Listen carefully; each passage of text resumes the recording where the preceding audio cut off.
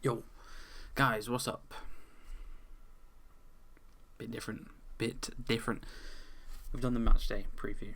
We are doing contender or pretender. I think we're going to go for a couple teams throughout this. I'm going to start with USA. They are one of the biggest differences between expectation and reality at this tournament, in a good way, in a positive way. There's a couple in a negative way. These guys in a positive way. The attack, Balogun, Dest when he gets forward, Robinson when he gets forward, real nice. Especially Balogun. Pulisic when he played against Paraguay the first half was decent as well. Defence, Richards and Ream, they've dealt with everything thrown at them so far. Freeman, when he kind of tucks in, is brilliant. He got a goal as well against Australia. Freese, not being tested all too much, but he's alright. But that midfield, McKennie, Tillman and Tyler Adams. McKennie was in the Prem with Leeds a couple of seasons ago. Didn't look all too convincing. Tillman, I think, transferred from Bayern Munich because he couldn't get a game, went to Eredivisie, then went back to the Bundesliga.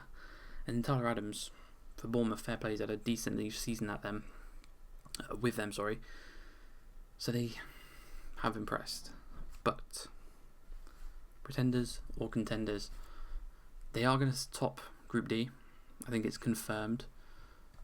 What does a knockout stage for them look like? Well, you go to FOTMob, and they have got the as it stands kind of standings for this table. We look down in the bottom left hand corner. USA, Bosnia. Bosnia have looked terrible so far this season. USA, they stomp them. That means they go through. They play the winner of New Zealand, Czech Republic. New Zealand look decent. Czech Republic have, again, similar to Bosnia in the first, against South Africa and against Mexico, they've just not looked at it. Either of those teams, USA beats them, then bang, you're in a quarter-final already, just like that. The quarter-final, there is a potential to play DR Congo, Ghana, Uruguay, Austria. Of all of them, it'll probably be Austria or Uruguay. Leaning slightly maybe towards Uruguay. That is going to be a tough test. That is going to be their first proper test of the whole tournament, because Turkey are out, so they might be on the beach. Australia, no one really expected anything from them. They walked all over Paraguay. Should they play Bosnia? Easy. Should they play Czech Republic or New Zealand? That's going to be another easy one. The first real test for them would come in the quarterfinals, where they play Uruguay, and they look terrible against Saudi Arabia. So it's not even the biggest of tests. It's the only real test is the pressure and the fact that Uruguay, they've done it before. You know, they've done it in the, well, it was years ago, but Copa America they've done it, World Cup they've done it. Should they beat them and get to the semi-finals, the options are most likely Germany, Netherlands or Morocco. Germany, Netherlands or Morocco. Of all those three teams, Germany have just played, scraped past Ivory Coast. Netherlands smashed Sweden today. Could be a dark horse. There's going to be a pretender or contender about Netherlands as well. And then Morocco. Morocco, for all kind of the praise and the hype about them, they beat Scotland 1-0 and they threw away a lead against Brazil in a game they probably should have won. So they're not the finished article either, neither are the USA. So that could be a real interesting one. And then, just like that, you're in a home nation World Cup final for the first time in your history. You can have all the confidence in the world. So there is a real chance, obviously as it stands, things could change. Some of these teams haven't even played their second game yet. But as it stands, if this is what they get, I think quarterfinals would be the minimum expectation, and even a semi-final, maybe even a third place finish, would be entirely possible for this. And if that is if they continue to play the way they have played so far. Would this be considered a success? Yes. Quarterfinals, I think quarterfinals is a success. Anything after that is a dream.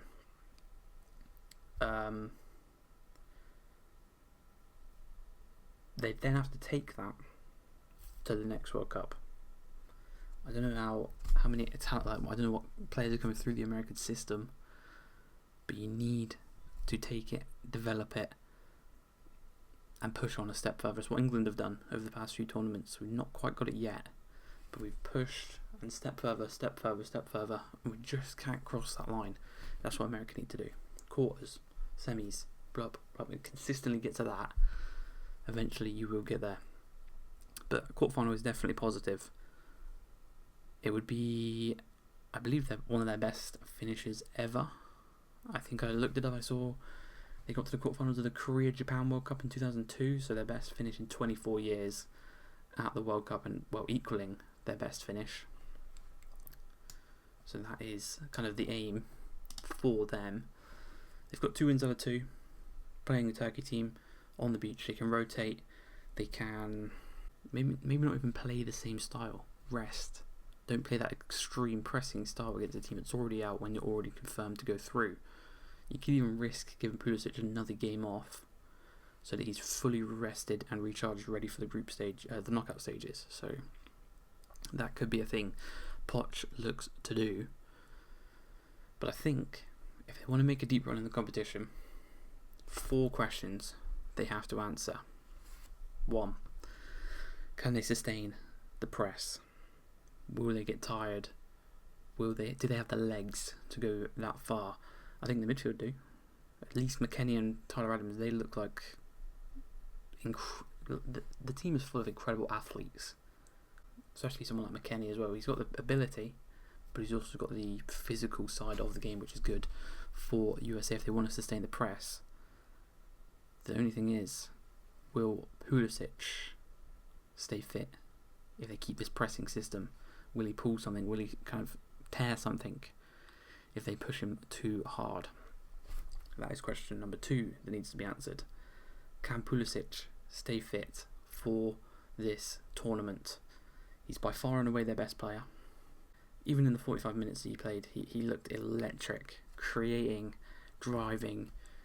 It caused the nightmares for the fullback from Paraguay. So if he can stay fit, if he can just keep giving them the ball, if he can keep creating, chucking in a couple goals of his own, all the chances in the world that you can beat Bosnia, Czech Republic, and Uruguay or Austria completely. Question number 3. This is question 3 and 4 kind of mixing with each other here. How can Balogun, can he perform against elite level defenders? Done so against Paraguay. Not elite level defenders. Great defending as a team, we saw that against Turkey, but no one defender is an elite level defender in that team. Same with Australia, same for Turkey. Bosnia won't, Czech Republic won't, Austria or Uruguay won't. Uruguay used to, they won't anymore. But if they get to that semi-final, can he secure the goal to get them to that holy motherland of a World Cup final in your own country? It's the question. I don't quite think he can. If he comes up against France, or he comes up against the Germany defence, let's say Jonathan Tah, Schlotterbeck as the 2 centre backs up against him, I think he'll struggle there. I think he'll struggle. On the flip side, can Ream and Richards and Robinson and Freeman and Dest, kind of that back 5 turned into the back 3 when they're defending, can they deal with a top attacker? Again, they've not really had to face any yet.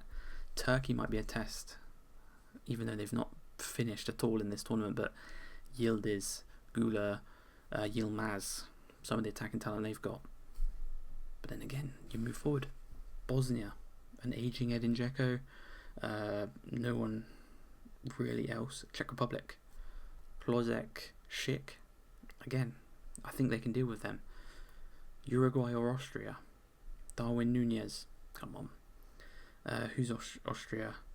Sabitzer, Arnautovic, I think he played. They played that big striker that played for Wolves. Basically, if they get through, they're going to potentially play 3 teams who kind of have a target man. And I think they can deal with that. The real problem we get to if they play someone like Mbappe or Haaland, different. He's the those star strikers. That wouldn't really happen even. I'm questioning it myself now.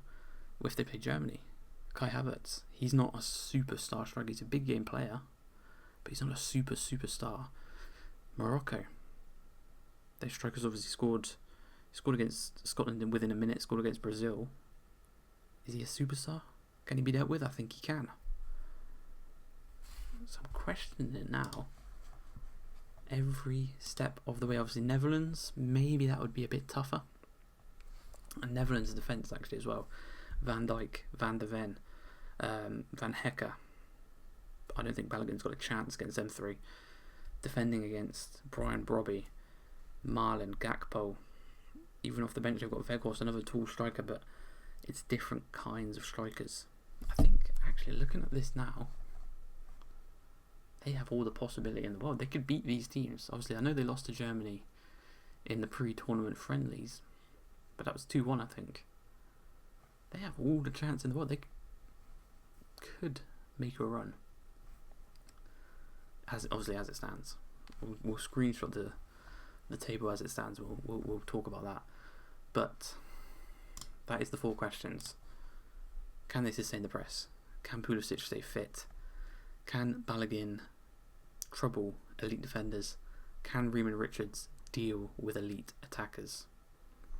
If they can answer them questions, they can make a deep run.